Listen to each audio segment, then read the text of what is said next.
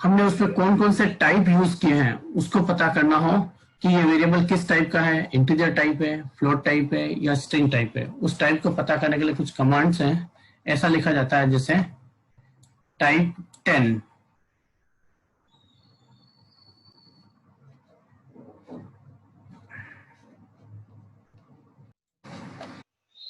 Type 10, type 10 और 10 value जो है वो हमारे हिसाब से क्या है, इंटीजर टाइप की वैल्यू है, इंटीजर। यहाँ पे ये इटसेल्फ प्रिंट करेगा कि ये 10 जो है वो इंटीजर टाइप का है, ये इंटीजर लिखा है। ऐसे आया 8.2, 8.2 डेसिमल में, तो इसका टाइप हो गया फ्लोट टाइप का।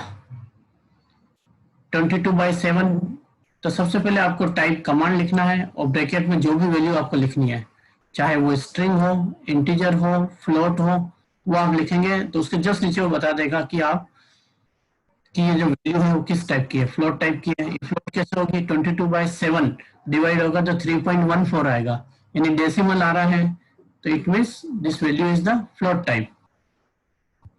या 22/7 इसको कोटेशन में कर दिया, सिंगल कोट हो या फिर डबल कोट भी लिखा जा सकता है।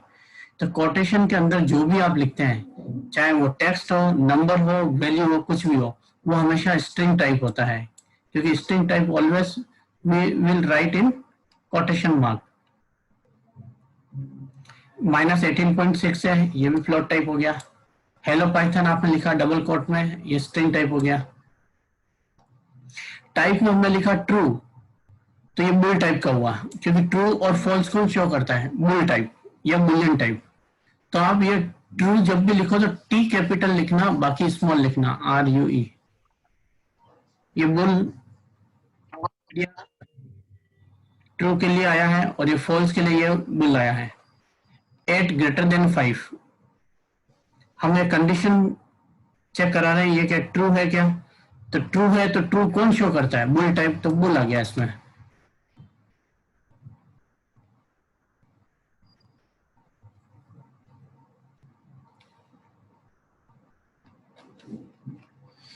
इसी तरह से और दिया, latest take another example for type XYZ hello, इसमें स्टोर कर दिया, वेरिएबल है हमारा XYZ, W equal to 18, W में 18 स्टोर किया है, और एक पाई की वैल्यू होती है 3.14159, और एक लिया वेरिएबल C 3.2 + 1.5J। अब इसमें हम देखते हैं इसका टाइप क्या है, देखने से पता लग रहा है कि ये स्ट्रिंग टाइप का है, स्ट्रिंग, और ये इंटीजर टाइप का है, ये फ्लोट टाइप का है, और ये हमने पढ़ा था, कौन सा पढ़ा था, किसको पता है ये,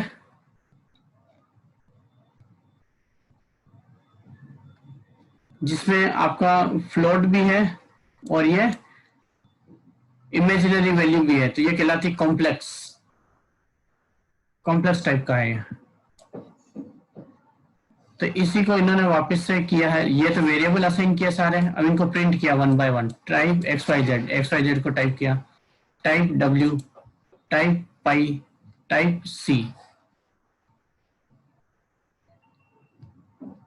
तो इसको जैसे ही करते हैं तो ये सारे रिजल्ट यहाँ पे दे रखे हैं। फर्स्ट स्ट्रिंग टाइप का है XYZ, W इंटीजर टाइप है, पाई फ्लोट टाइप है, और टाइप C कॉम्प्लेक्स। ये जो मैंने एक्सप्लेन किए वो यहाँ पे नीचे आउटपुट में दे रखे हैं।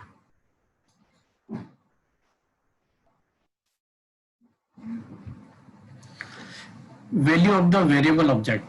Variable provides a means to name values so that they can be used and manipulated later to bind the value to a variable. Variable में कोई value bind करनी है, means जैसे a इक्वल टू 20 किया हमने, तो बाइंड किसके through कर रहे हैं, मतलब स्टोर किसके थ्रू कर रहे हैं, इक्वल टू के through. To bind a value to variable we use assignment operator, तो ये इक्वल साइन जो होता है असाइनमेंट ऑपरेटर कहलाता है। This process is also term as a building of a variable, इस पूरी टर्म को हम बोलते हैं कि एक वेरिएबल को हम बिल्ड कर रहे हैं।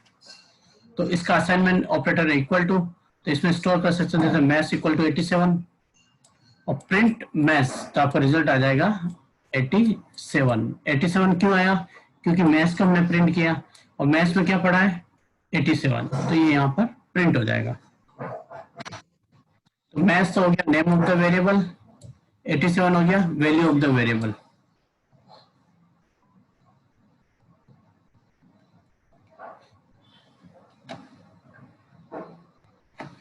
अगर इसको आपने उल्टा लिख दिया 87 इक्वल टू मैथ्स, तो ये वर्क नहीं करेगा।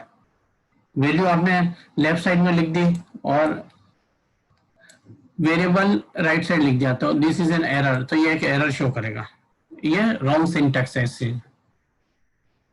तो हमेशा हम पहले वेरिएबल का नेम लिखते हैं, इस तरफ नेम आना चाहिए यहाँ पर और इधर वैल्यू आनी चाहिए। तो इसने यहाँ पर वापस दिखाया कि number 1 equal to 10, number 1 equal to 10 लिखा, सॉरी 100, नंबर 1 इक्वल टू 100। तो ये है वेरिएबल, ये असाइनमेंट ऑपरेटर और ये है वैल्यू। तो इस तरह से लेफ्ट साइड में हमने शो किया है वेरिएबल नेम को, ये लेफ्ट साइड है, और राइट साइड में हमने शो करी है उसकी वैल्यू को। तो इसको हम बोल सकते हैं एल वैल्यू, और इसी तरह से ये होती है हमारी आर वैल्यू, ये राइट वैल्यू। ये दो तरह की वैल्यूज होती है, लेफ्ट साइड में नंबर वेरिएबल को शो करते हैं और राइट साइड में उसके कांस्टेंट को या किसी वैल्यू को असाइन करते हैं। तो इस तरह से एक पूरा वेरिएबल डिवाइड हो जाता है 3 पार्ट में। First is the variable, second is assignment operator and third is value और कांस्टेंट। देखो इसी तरह से इसको बताया, left value equal to operator और राइट वैल्यू।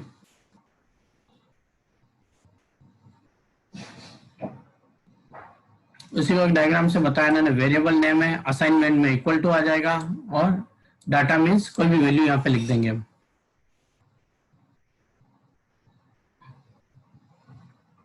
एक और एग्जांपल लेते हैं हम, x इक्वल टू 3, स्टार्टिंग में x की वैल्यू 3 है और हमने क्या y और ले लिया, y इक्वल टू 3। तो x की पहले की वैल्यू वो तो 3 है ही है, अब y की वैल्यू भी 3 होगी। फिर बाद में एक और किया हमने y की वैल्यू को चेंज कर दिया, y की वैल्यू 2 होगी, लेकिन x की वैल्यू स्टार्टिंग से 3 चल रही है, देखो 3, बट y की वैल्यू 2 होगी।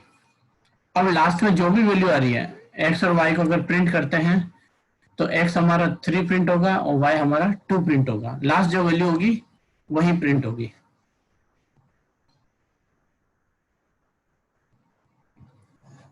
एक है मल्टीपल असाइनमेंट। मल्टीपल असाइनमेंट का मतलब जैसे मैंने किया a, b, c equal to 10, 20 and 30।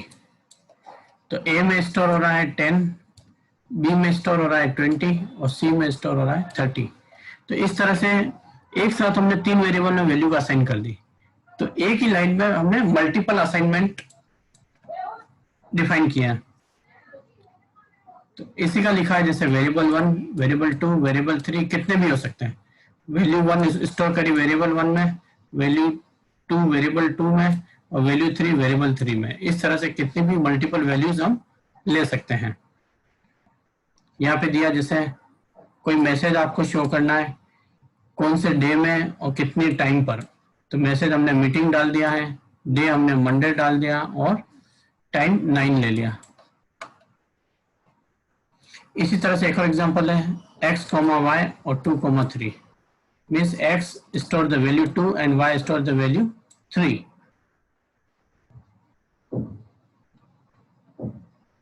In this way we can assign the values। ऐसा भी हो सकता है a, b, c, d equal to 10, sir यहाँ इक्वल टू लेना है, बीच में भी कॉमा नहीं है। a equal to, b equal to, c equal to और d और इक्वल टू 10 मीन्स a की वैल्यू भी 10 है, b की वैल्यू भी 10 है, c की वैल्यू भी 10 है और d की वैल्यू भी 10 है। जैसे हम दिखा है टोटल मार्क्स और काउंट दोनों भी इक्वल टू 0 कर दिया, तो इन दोनों की वैल्यू जो है वो 0 हो गई।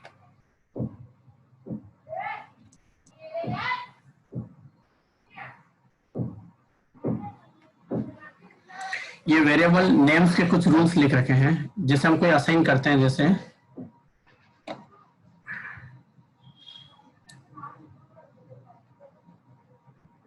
हमने असाइन किया मार्क्स इक्वल टू 10, तो ये जो नेम हम लिख रहे हैं इसको किस किस तरह से लिखा जा सकता है? क्या नंबर यूज कर सकते हैं यहाँ पे?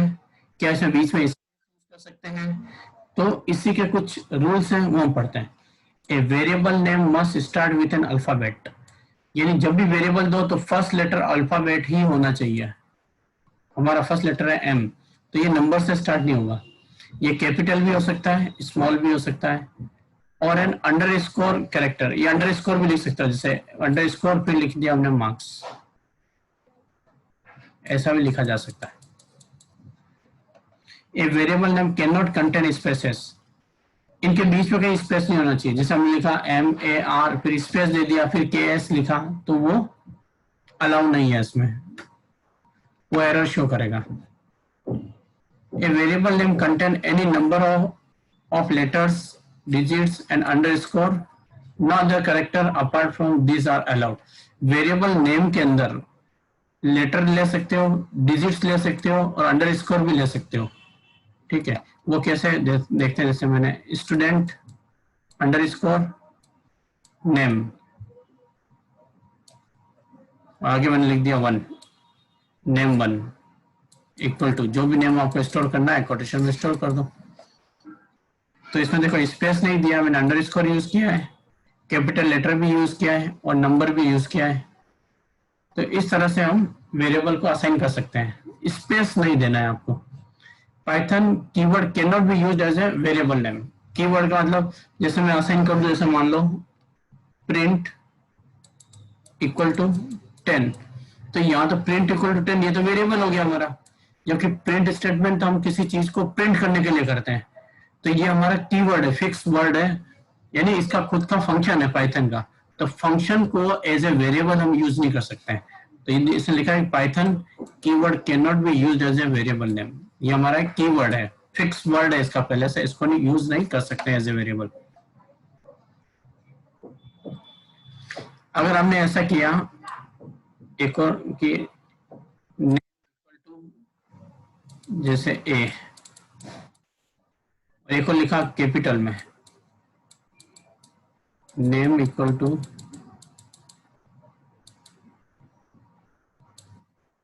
बी, अब जब आप इस वाले नेम को प्रिंट करोगे तो ए प्रिंट होगा, इस वाले नेम को प्रिंट करोगे तो बी होगा। दोनों में डिफरेंस क्या है? ये स्मॉल लेटर में लिखा हुआ है और ये कैपिटल में लिखा हुआ है। तो आप ध्यान रखना, स्मॉल लेटर वाला वेरिएबल डिफरेंट होगा और नेम वाला भी डिफरेंट होगा।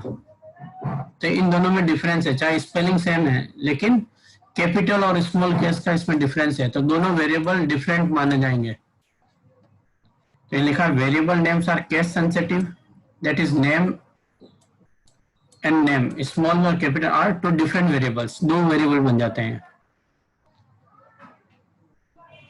You should always choose names for your variable that gives an indication of what they are used for. In other words, the name should reflect its functionality. For example, variable the temperature might be named temperature, and a variable that holds the speed of a car might be speed, instead of giving x and b.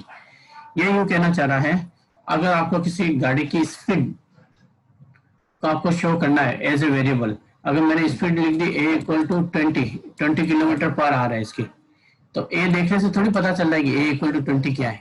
हम जो सोचेंगे कोई number है, अगर इसके place में लिख दें स्पीड इक्वल टू 20, तो ये ज्यादा मीनिंगफुल है कि किसी गाड़ी की स्पीड दिखाई है इसने जो 20 है।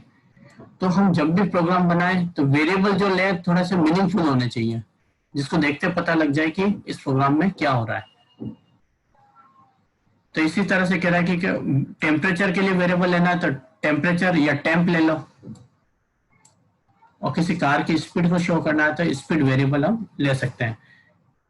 Instead of X Y Z, इनकी जगह हम ये ले सकते हैं, स्पीड है, टेम्परेचर है।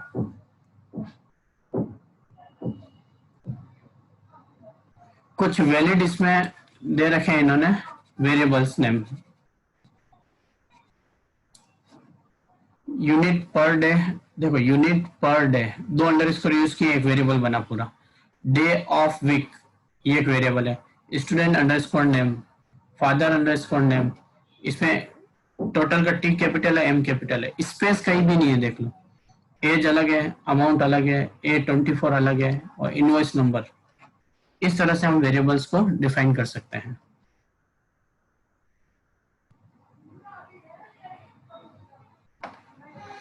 कुछ इनवैलिड वेरिएबल्स नेम दे रखे हैं और इसके रीजन भी दे रखे हैं कि क्या इसमें प्रॉब्लम है।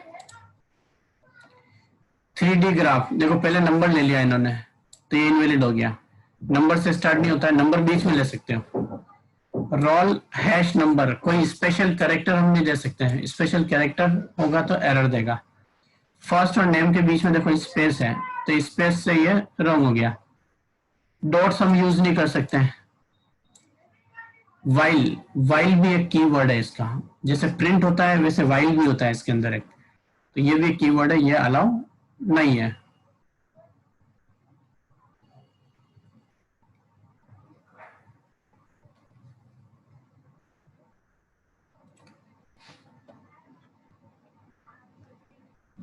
अब इसमें हम कुछ और प्रोग्राम देखते हैं। एक बार पाइथन स्टार्ट कर लेता हूं मैं, इसको एक्सप्लेन करने के लिए कुछ देखना पड़ेगा हमें।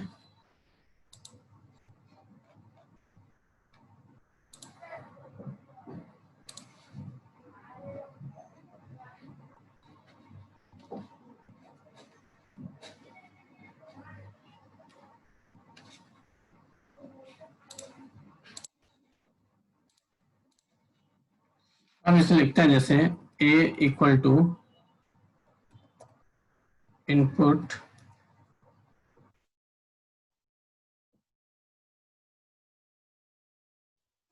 Enter a number.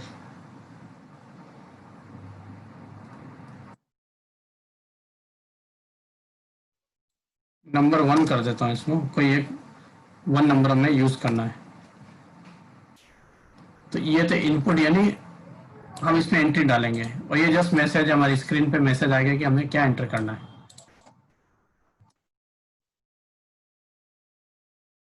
बी लेके इसमें भी एक नंबर एंटर कर देते हैं हम,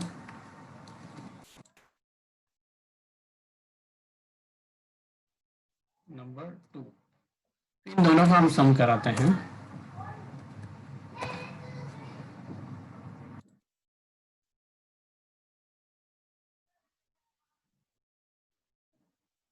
इसको प्रिंट कर लेते हैं।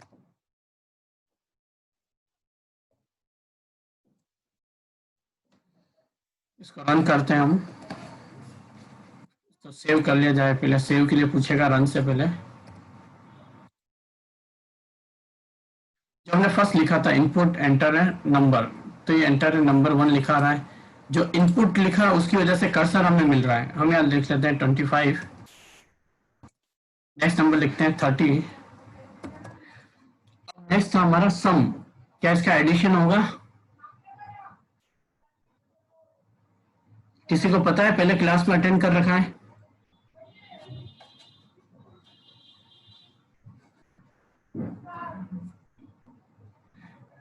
इसका सम नहीं होगा। देखो एंटर करता हूं मैं, 25 और 30 वो प्रिंट कर दिया इसने, इसका हमारा सम नहीं हुआ। क्या रीजन है इसका?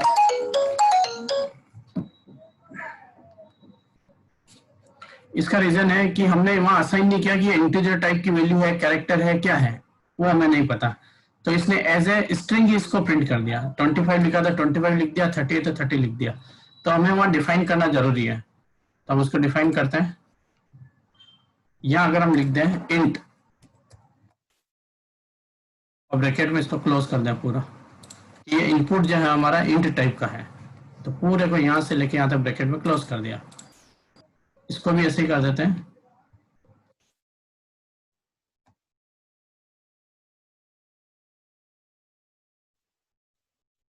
अब इसको प्रिंट करते हैं 50 एंड 60। देखो 110 आ गया।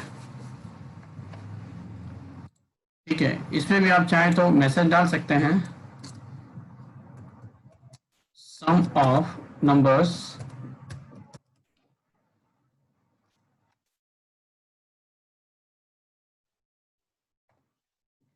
ये तो मैसेज हो गया आपका, कोमा लगा के फिर वेरिएबल लिखते हैं इससे, यानी कि मैसेज से हमने इसको सेपरेट करके लिखा है। अब रन करते हैं वापस।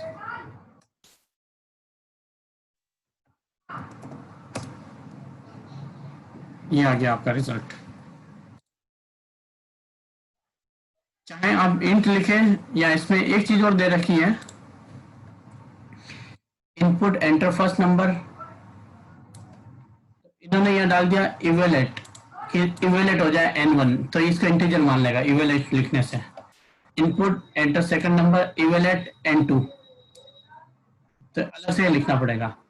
फिर n1 और n2 दोनों को प्लस कर लिया, मान लो इसमें हमने 10 डाल दिया, इसमें 20 डाल दिया, तो यहाँ 10 + 20 हो गया। सम ऑफ नंबर्स, तो यहाँ सम प्रिंट कर दिया इन दोनों का, तो ये 30 आएगा। इस तरह से n1 इंटू n2 किया, यानी 10 इंटू 20। देखो इसी वेरिएबल को वापस यूज किया इसने, n1 और n2 जो है हमारा, ये n2 और n1 एडिशन भी किया है और मल्टीप्लाई भी किया था। मल्टीप्लाई में 10 इंटू 20 हो जाएगा, तो 200 आंसर आएगा।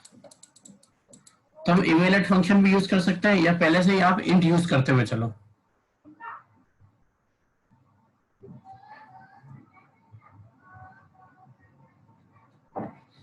इस तरह से कई सारे, जैसे इवेलेट इन्होंने यहाँ लिखा, देखो हम यहाँ पे इंट लिख रहे थे, तो आप इंट लिख के भी इसको कर सकते हो।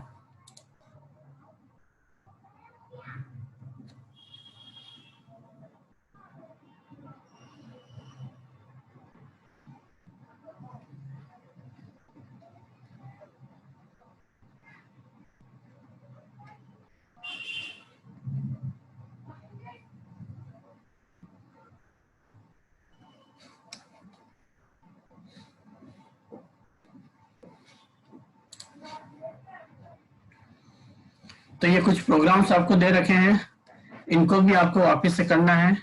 अभी फिनिश होने वाला है, तो थोड़ा वर्क आपको बता देता हूं मैं क्या करना है इसमें आपको, और प्रॉब्लम्स क्या है वो आप देख लेते हैं थोड़ी।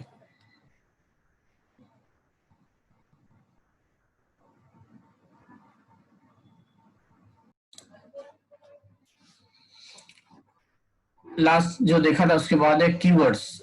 Keywords are different from variable names.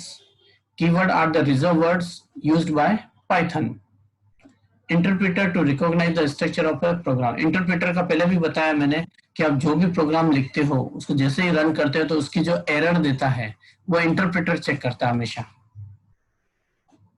As this words have specific meanings for the interpreter, they cannot be used as a variable name or for any other purpose. For checking displaying the list of keywords available in Python, we have to write the following statement. अब keyword कौन कौन से हो सकते हैं? कल जैसे मैंने बताया था आपको कि कीवर्ड्स जैसे प्रिंट हमारा एक कीवर्ड है,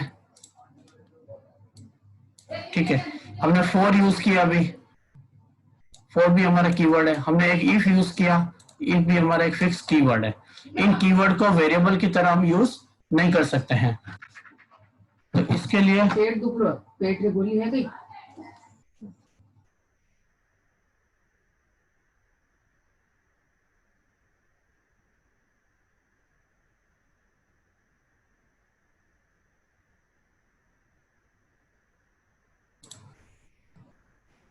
तो इस तरह से हम लिखते हैं print keyword dot keyword list, ये हम करते हैं इस तरह से। तो जितने भी कीवर्ड्स होते हैं वो यहाँ पर प्रिंट हो जाते हैं, false, none, delete, elif, else, ठीक है। तो इफ है, ये हम यूज कर चुके हैं, जैसे इफ है, इससे फॉर भी होना चाहिए कहीं, ये फॉर, ये सारे कीवर्ड है, इसको एज ए वेरिएबल हम यूज नहीं कर सकते। अगर ये लिस्ट आपको पूरी लानी है, चेक करनी है, तो आपको पहले इंपोर्ट कीवर्ड लिखना होता है। इंपोर्ट कीवर्ड मीन्स कि एक इसके अंदर, पाइथन के अंदर एक लाइब्रेरी बनी हुई होती है, उस लाइब्रेरी के अंदर सारे ये कीवर्ड्स लिखे रहते हैं, तो हमें उसको कॉल करना है कि सारे कीवर्ड मैं इंपोर्ट करके लाऊं और यहाँ पर प्रिंट करूं। तो पहले इंपोर्ट लिखना होता है कि सारे इंपोर्ट हो जाए कीवर्ड, फिर मैं उनको प्रिंट कर दूं। तो प्रिंट करने का ये कंसेप्ट है इसमें, ठीक है, तो कल से दूसरी एक और मैं आपको पीडीएफ सेंड कर रहा हूँ आज, तो उस पीडीएफ को पूरा पढ़ना इजी है, तो कल की क्लास में वो उसको पीडीएफ को पूरी मैं फिनिश कर दूंगा। तो आज तक यही कर रहा हूँ मैं। Okay, thank you.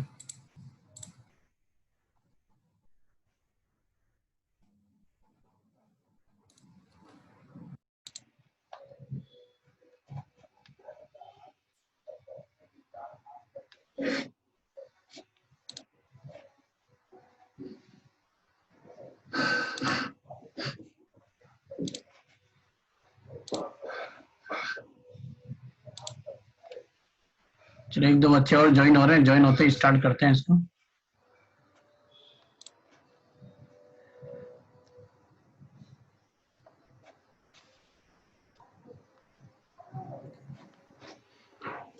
चलिए, कल ये टॉपिक था हमारा स्ट्रिंग से रिलेटेड, कि स्ट्रिंग को कैसे हम कंपेयर करते हैं।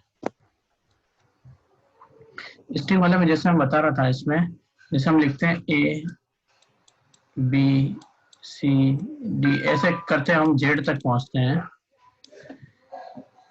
तो जैसे जैसे आगे बढ़ते जाते हैं, उस लेटर का जो आस्काई कोड होता है वो इंक्रीज होता जाता है। मान लो इसका 65 है, तो इसका 66 होगा, इसका 67, 68, 69, ऐसे ये आगे से आगे चलता जाएगा। तो कभी भी हम ग्रेटर वाले अल्फाबेट को कंपेयर करें, जैसे एच है और जी है स्टार्टिंग का, इनको आपस में कंपेयर करें, तो एच देखो बाद में आता है, A B C D E F G H. इसने कहा कि H hello is greater than good bye, तो हेलो हमेशा गुड बाय से ग्रेटर रहेगा। इसको हम प्रैक्टिकल भी करते चले जाते हैं।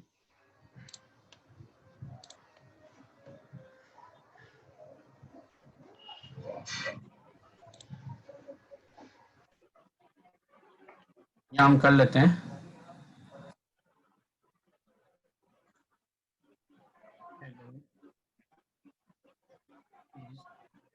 Greater than good bye. आपको इन्वर्टेड कॉमा में लिखना है। इसको हम करते हैं कि हेलो जो है गुड बाय से ग्रेटर है, एंटर करते हैं ट्रू। ठीक है, उल्टा कर लेते हैं इसको,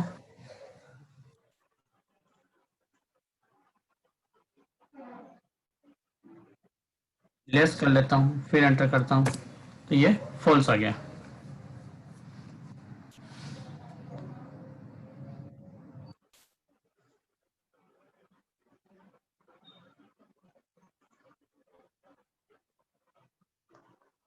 good bye is less than hello,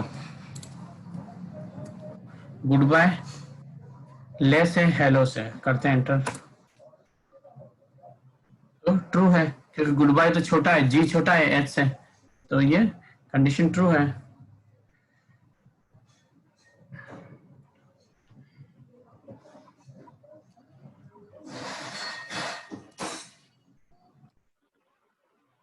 hello equal नहीं है हेलो के, दोनों हेलो सेम है, तो हेलो इक्वल नहीं है हेलो के हमारे हिसाब से, तो हेलो दोनों इक्वल है, सेम है, तो ये फॉल्स दे रहा है। हम इसको कैसे पढ़ते हैं, हेलो, ये नोट का साइन होता है, हेलो इक्वल नहीं है हेलो के, ये तो गलत बोल रहा है, इसलिए ये फॉल्स हो गया।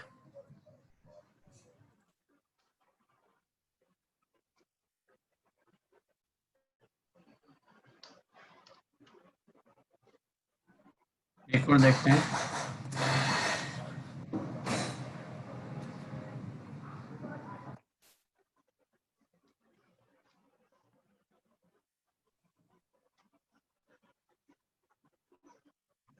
मैंने एक लिखा हेलो, उसमें एच कैपिटल है, एक हेलो लिखा जिसमें एच स्मॉल है।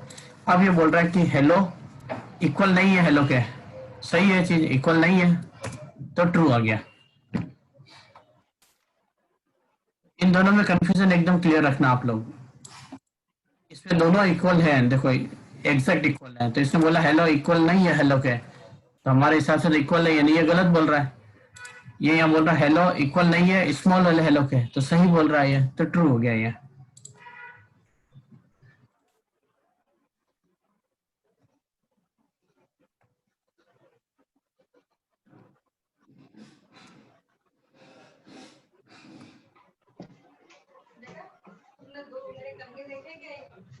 इसमें क्या है, जैसे स्मॉल में हेलो लिखा है, वो ग्रेटर है कैपिटल वाले हेलो से। हाँ, स्मॉल वाला वो कैपिटल वाले हेलो से हमेशा ग्रेटर रहेगा। स्मॉल लेटर्स हमेशा कैपिटल वाले से हमेशा ग्रेटर रहते हैं, तो ये ट्रू आना चाहिए। एक मिनट लिखने में मिस्टेक हुई है। गेट बंद कर दो गेट।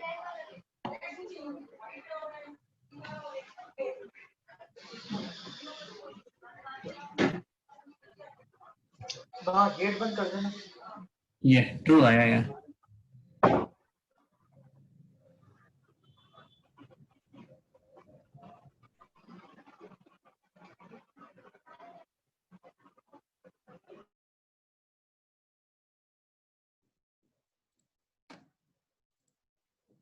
यहाँ तक में कोई कंफ्यूजन है तो आप लोग पूछ लें।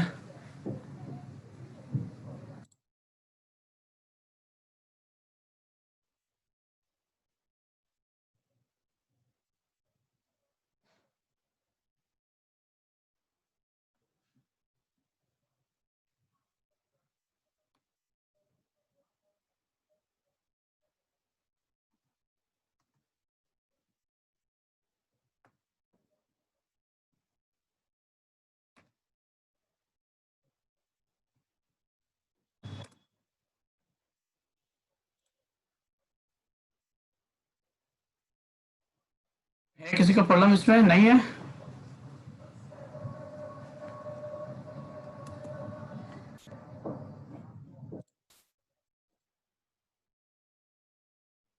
तो इस तरह के कंसेप्ट यहाँ इसमें दे रखे हैं, आप लोग इसको भी ट्राई कर लेना सारा।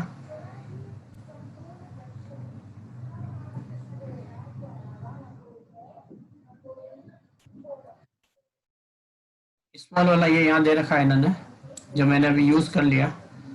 और इसमें देखो दोनों ही स्मॉल है, तो इसमें 2 लेटर आ रहे थे, इधर भी 2 लेटर हम ट्राई कर लेते हैं। यहाँ पर H और S तो इक्वल है। अब I और E को कंपेयर करें तो I बाद में आता है स्मॉल लेटर में, जैसे A स्मॉल में बात करते हैं हम, B C D ऐसे करके हम बात करते हैं, तो I बाद में आता है।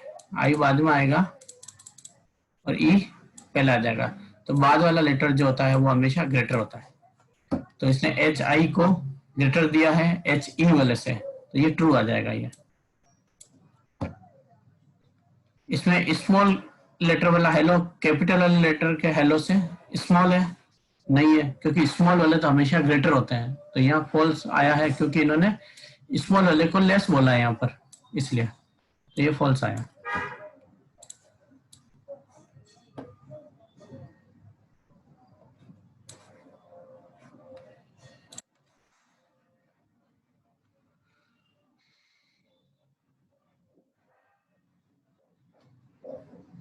Short hand argument assignment operator. Short hand में इसमें इसका मीनिंग होता है जैसे x प्लस इक्वल टू 2 लिखा है, इसका मीनिंग होता है x equal to x plus 2, ये इसका मीनिंग होता है। ये x माइनस 2 है ये वाला, तो इसको हम लिख सकते हैं